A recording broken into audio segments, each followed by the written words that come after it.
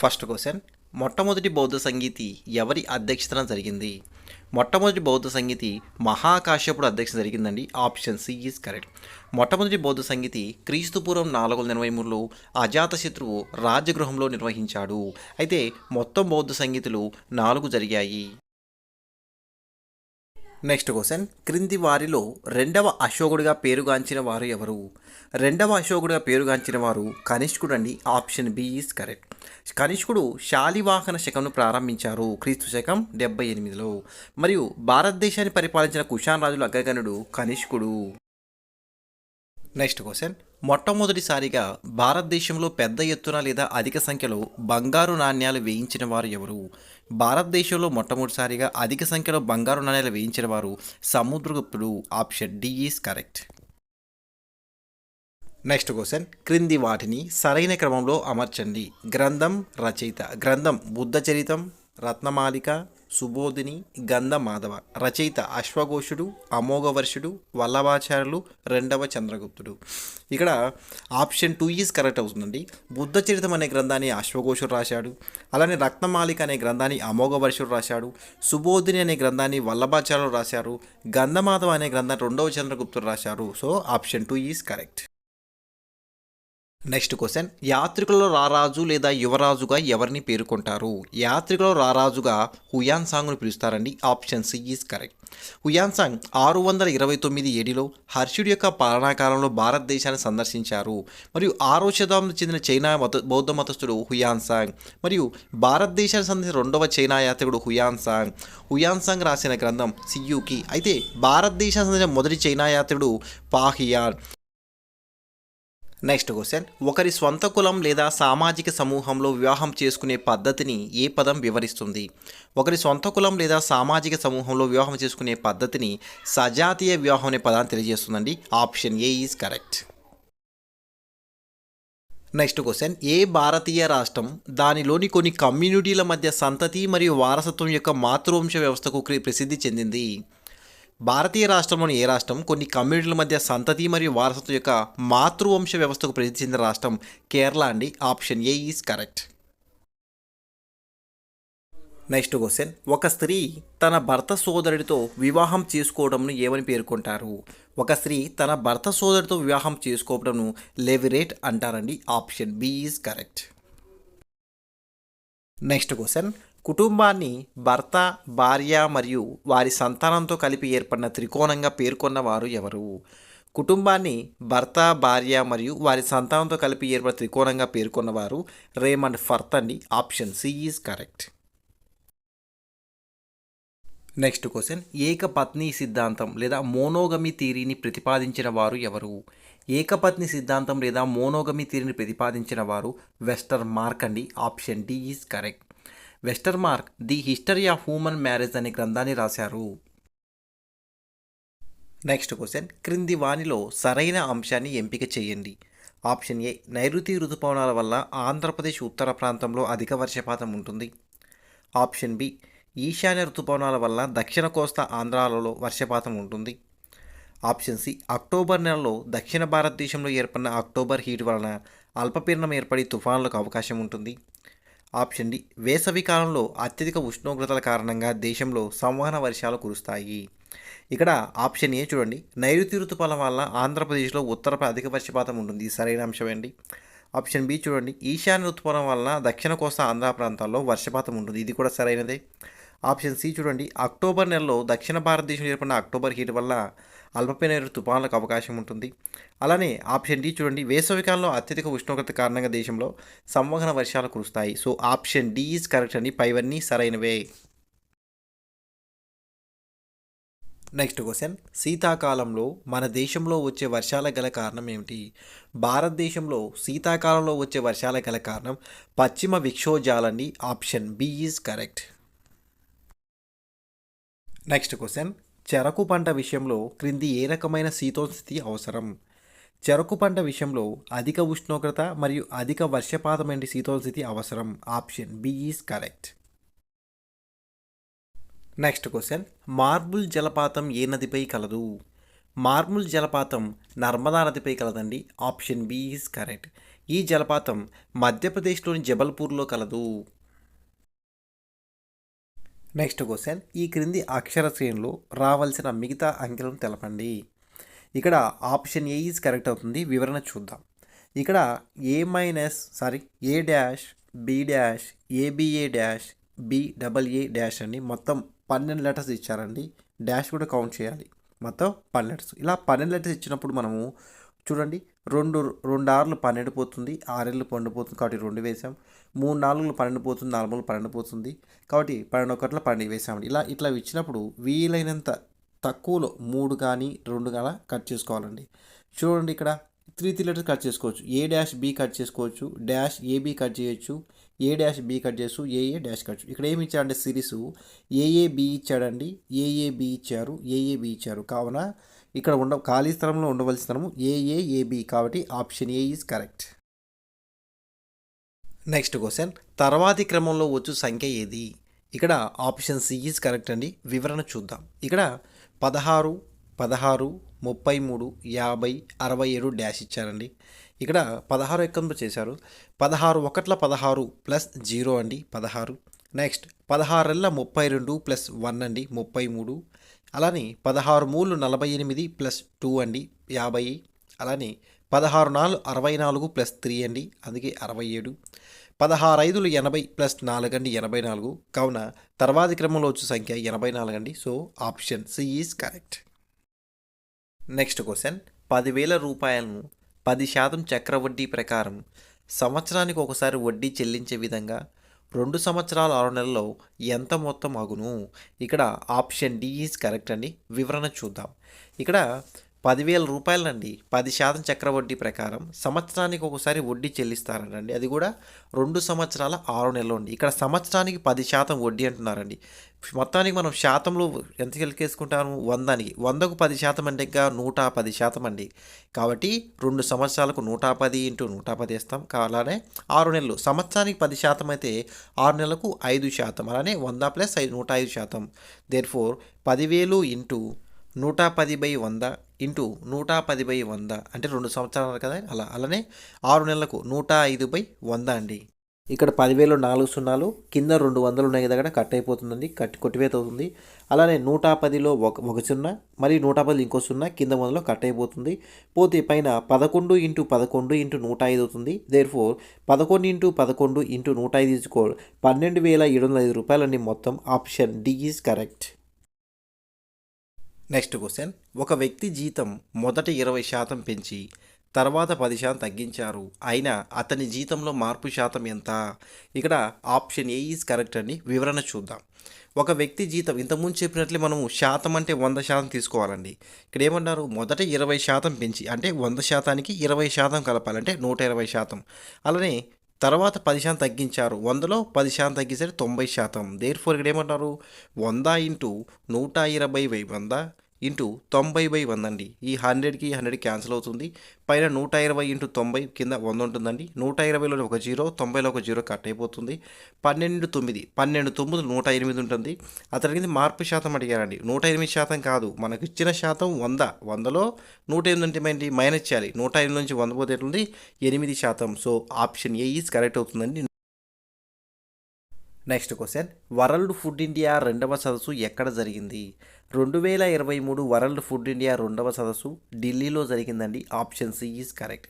ఈ సదస్సు 2023 నవంబర్ 3 నుండి నవంబర్ 5 వరకు ప్రగతి మైదానంలోని భారత్ మండపంలో జరిగింది. ఈ సదస్సుకు 80కి పైగా దేశాలు హాజరయ్యాయి. నెక్స్ట్ క్వశ్చన్, విదేశాల నుండి సైబర్ దాడులు జరుగుతున్న దేశాల్లో భారతదేశం ఏ స్థానంలో నిలిచింది? విదేశాల నుండి సైబర్ దాడులు జరుగుతున్న దేశాల్లో భారతదేశం మొదటి స్థానంలో నిలిచిందండి. Option B is correct.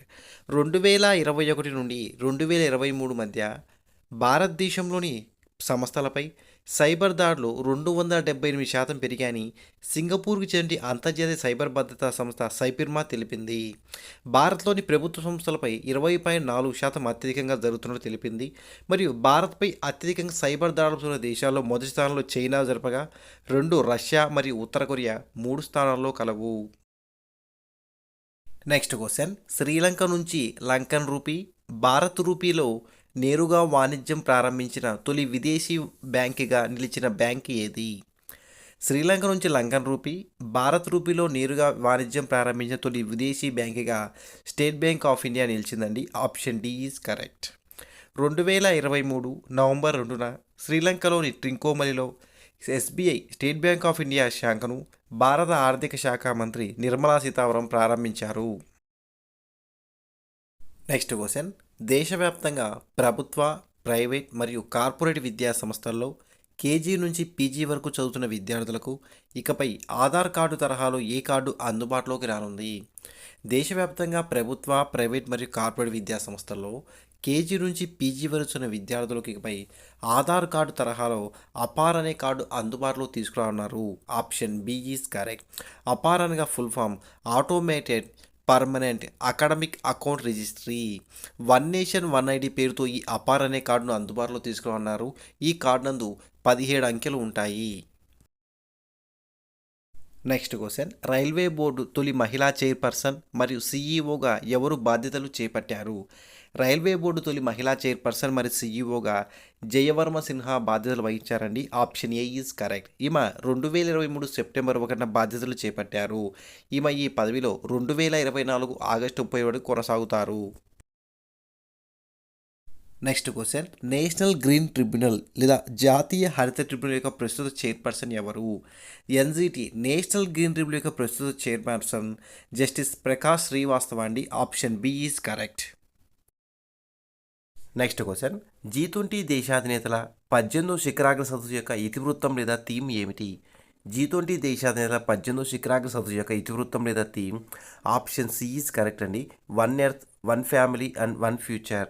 2023 September 9, 10 తేదీల్లో న్యూఢిల్లీలోని ప్రగతి మైదానంలోని భారత్ మండపంలో నిర్వహించారు. భారత్ అధ్యక్షత జరిగిన ఈ G20 దేశాల ఇతివృత్తం one earth, one family, one future అనగా ఒకే భూమి, ఒకే కుటుంబం, ఒకే భవిష్యత్తు. G20 దేశాల 19వ శిఖరాగ్ర సదస్సు 2024 నవంబర్లో బ్రెజిల్లోని రియో డీజెన్లో జరగనుంది. నెక్స్ట్ క్వశ్చన్, 69వ జాతీయ చలనచిత్ర అవార్డులో ఉత్తమ చిత్రంగా ఏ చిత్రం ఎంపికైంది? 69వ జాతీయ చలనచిత్ర అవార్డులో ఉత్తమ చిత్రంగా రాకెట్రీ ది నంబి ఎఫెక్ట్ చిత్రం ఎంపికైందండి. Option B is correct. ISRO శాస్త్రవేత్త నంబి నారాయణ్ జీవిత కథ ఆధారంగా దర్శకుడు ఆర్ మాధవన్ ఈ హిందీ చిత్రాన్ని రూపొందించాడు. 2021 గాను 2023 ఆగస్టు 24న ఈ జాతీయ చలనచిత్ర అవార్డు ప్రకటన జరిగిందండి. ఈ అవార్డులో ఉత్తమ నటుడిగా పుష్ప సినిమాకు గాను అల్లు అర్జున్ ఎంపిక చేయడం జరిగింది. దీంతో జాతీయ ఉత్తమ నటుడిగా అవార్డు దక్కించుకున్న తొలి తెలుగు నటుడిగా అల్లు అర్జున్ చరిత్ర సృష్టించారు. నెక్స్ట్ క్వశ్చన్, బ్రిక్స్ దేశాల 15వ శిఖరాగ్ర సదస్సు 2023 ఎక్కడ జరిగింది? 2023 బ్రిక్స్ దేశాల 15వ శిఖరాగ్ర సదస్సు దక్షిణాఫ్రికాలోని జోహనెస్బర్గ్లో జరిగిందండి. Option B is correct. 2023 August 22 నుంచి 24 తేదీ వరకు ఇలా జరిగిందండి. ఇది 2019 తర్వాత ప్రత్యక్షంగా జరిగిన మొదటి సదస్సు ఇదే. 2023 బ్రిక్స్ దేశాల శిఖరాగ్ర సదస్సు యొక్క ఇతివృత్తం లేదా theme BRICS and Africa partnership for mutually accelerated growth, sustainable development and inclusive multilateralism. బ్రిక్స్లో 5 సభ్య దేశాలు ఉండగా ఈ సదస్సులో 6 కొత్త దేశాలను చేర్చడంతో బ్రిక్స్లో ప్రస్తుతం సభ్య దేశాల సంఖ్య 11 కలవండి. అవి కొత్తగా చేరినవి Argentina, Saudi Arabia, UAE, United Arab Emirates, Egypt, Ethiopia, Iran మరియు ముందుగా ఉన్నవి బ్రెజిల్, రష్యా, భారత్, చైనా, దక్షిణాఫ్రికా అండి. మొత్తం బ్రిక్స్లో సభ్య దేశాల సంఖ్య 11 కలవు. నెక్స్ట్ క్వశ్చన్, 2023 ప్రపంచ అథ్లెటిక్స్లో స్వర్ణం నెగ్గిన తొలి భారతీయ అథ్లెట్ ఎవరు? ప్రపంచ అథ్లెటిక్స్లో స్వర్ణం నెగ్గిన తొలి భారతీయ అథ్లెట్ నీరజ్ చోప్రా అండి. Option B is correct. 19వ ప్రపంచ వరల్డ్ అథ్లెటిక్ ఛాంపియన్షిప్ పోటీలు 2023 ఆగస్టు 19 నుంచి 27 వరకు హంగేరీ యొక్క రాజధాని బుడాపెస్ట్లో జరిగాయి. ఇందులో నీరజ్ చోప్రా జావలిన్ త్రోను 88.17 మీటర్ల విసిలి స్వర్ణ పతకాన్ని నెగ్గాడు. నెక్స్ట్ క్వశ్చన్, క్రింది వానిలో భిన్నమైన దానిని గుర్తించండి. ఇక్కడ ఆప్షన్ ఏ ఈజ్ కరెక్ట్ అండి. వివరణ చూద్దాం. ఇక్కడ బంగారం, వజ్రం, బొగ్గు, గ్రాఫైట్ ఇచ్చారండి. ఇక్కడ వజ్రము, బొగ్గు, గ్రాఫైట్ అనేవి కర్బన సమ్మేళన పదార్థాలండి, ఒక బంగారం తప్పనిచ్చి. కాబట్టి భిన్నమైనది option A is correct. Next question క్రింది వాణిలో భిన్నమైన ధరని గుర్తించండి. ఇక్కడ ఆప్షన్ డి ఈజ్ కరెక్ట్ అండి. వివరణ చూద్దాం. ఇక్కడ శనగ, చిక్కుడు, బఠానీ, జొన్న ఇచ్చారండి. శనగ, చిక్కుడు, బఠానీ ఇవన్నీ కూడా ద్విదళ బీజాలండి. మరియు జొన్న ఒకటే ఏకదళ బీజం, కావున భిన్నమైనది option D is correct. Next question జాతీయ ఆయుర్వేద దినోత్సవాన్ని ఏ రోజున నిర్వహిస్తారు? జాతీయ ఆయుర్వేద దినోత్సవాన్ని నవంబర్ 10న నిర్వహిస్తారండి. Option A is correct. Dhanvantari Jayanti సందర్భంగా ప్రతి ఏడాది కేంద్ర ప్రభుత్వం నిర్వహిస్తుందండి. 2016 నుండి మొదటిగా జరుపుతుంది. 2023 జాతీయ ఆయుర్వేద దినోత్సవ యొక్క ఇతివృత్తం లేదా theme Ayurveda for one health. Next question భూమధ్య రేఖకు దగ్గరగా ఉన్న భారతదేశ ప్రధాన భూభాగం ఏది? భూమధ్య రేఖకు దగ్గరగా ఉన్న భారతదేశ ప్రధాన భూభాగం కన్యాకుమారి అండి. Option C is correct. Next question 2021 India state of forest report ప్రకారం జాతీయ స్థాయిలో అత్యధిక అటవీ ప్రాంతం పెరుగుదల నమోదు చేసిన మొదటి రాష్ట్రం ఏది? Indian state of forest report 2021 ప్రకారం జాతీయ స్థాయిలో అత్యధిక అటవీ ప్రాంతం పెరుగుదల నమోదు చేసిన మొదటి రాష్ట్రం ఆంధ్రప్రదేశ్ అండి. Option C is correct. ఇందులో ఆంధ్రప్రదేశ్ 640 చదరపు కిలోమీటర్ల మొదటి స్థానంలో, రెండవ స్థానంలో తెలంగాణ రాష్ట్రం 632 చదరపు కిలోమీటర్లతో, మరియు మూడవ స్థానంలో 537 చదరపు కిలోమీటర్లతో ఒడిశా నిలిచాయి. నెక్స్ట్ క్వశ్చన్ సరోగసి నియంత్రణ చట్టంను ఎప్పుడు చేశారు? సరోగసి నియంత్రణ చట్టంను 2021లో చేశారండి. Option B is correct. Next question మహిళల పట్ల హింస నిరోధక దినం లేదా హింస నిరోధక రోజును ఏ రోజున జరుపుతారు? మహిళల పట్ల హింస నిరోధక దినం లేదా నిరోధక రోజును నవంబర్ 25న జరుపుతారండి. Option A is correct. Next question జాతీయ అరటి పరిశోధనా కేంద్రం ఎక్కడ కలదు? జాతీయ అరటి పరిశోధనా కేంద్రం తమిళనాడులోని తిరుచునాపల్లిలో కలదండి. Option C is correct. Next question భారతదేశంలో మొదటగా ఆదిమ సమూహాలు మరియు ఆదిమ తెగల గురించి పరిశోధన చేసిన వారు ఎవరు? భారతదేశంలో మొదటిసారిగా ఆదిమ సమూహాలు మరియు ఆదిమ తెగల గురించి పరిశోధన చేసిన వారు వెన్నెల కంటి రాఘవయ్య అండి. Option C is correct. ఈయన ట్రైబ్స్ ఇన్ ఇండియా అనే గ్రంథాన్ని రాశారు. నెక్స్ట్ క్వశ్చన్ బంధుత్వం లేదా కిన్షిప్ అనే పదానికి బాగా ప్రాచుర్యం కల్పించిన వారు ఎవరు?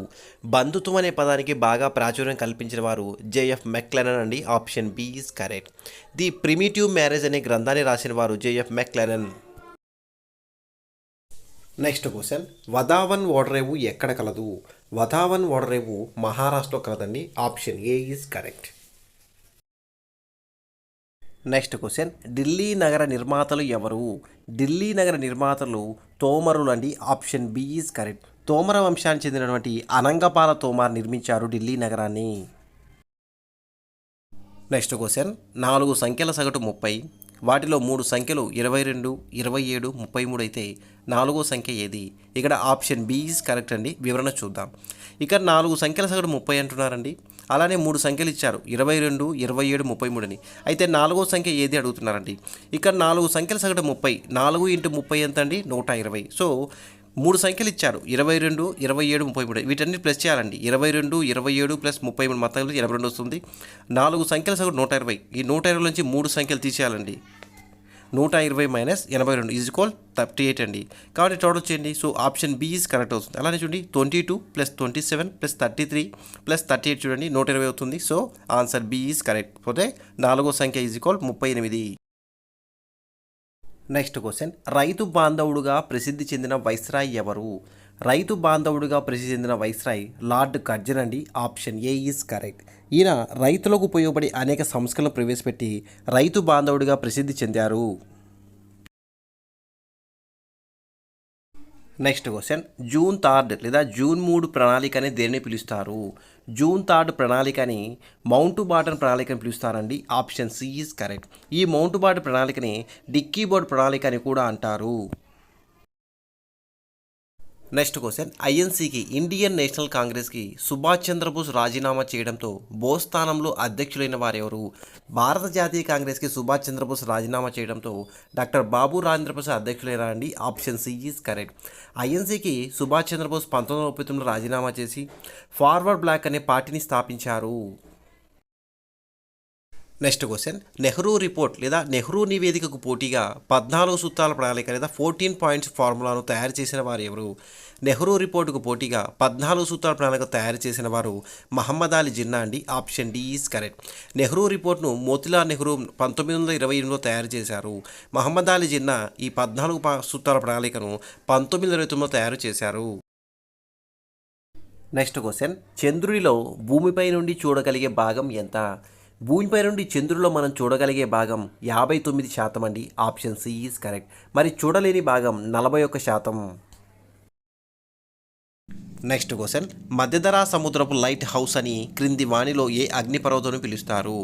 మధ్యధరా సముద్రపు లైట్ హౌస్ అని ఎట్నా స్ట్రంబోలి అగ్నిపర్వతం పిలుస్తారండి. Option C is correct. ఈ స్ట్రంబోలి అగ్నిపర్వతం ఇటలీలోని సిసిలీ దీవుల్లో కలదు. మరియు స్ట్రంబోలి అగ్నిపర్వతం ప్రపంచంలో అత్యంత చురుకైన అగ్నిపర్వతం. నెక్స్ట్ క్వశ్చన్ క్రింది వాణిలో ప్రశాంత ఆవరణం లేదా ప్రశాంత మండలం అని దేని పిలుస్తారు? క్రింది వానిలో ప్రశాంత ఆవరణం అని స్ట్రాటో ఆవరణంను పిలుస్తారండి. Option B is correct. ఈ స్ట్రాటో ఆవరణంలోనే ఓజోన్ పొర ఉంటుందండి. కావున ఈ స్ట్రాటో ఆవరణాన్ని ఓజోన్ ఆవరణం అంటారు. ఈ స్ట్రాటో ఆవరణంలోనే జెట్ విమానాలు ప్రయాణిస్తాయి. నెక్స్ట్ క్వశ్చన్ కరారా అనే పాలరాయి క్రింది ఏ దేశంలో దొరుకుతుంది? కరారా అనే పాలరాయి ఇటలీ దేశంలో దొరుకుతుందండి. Option B is correct.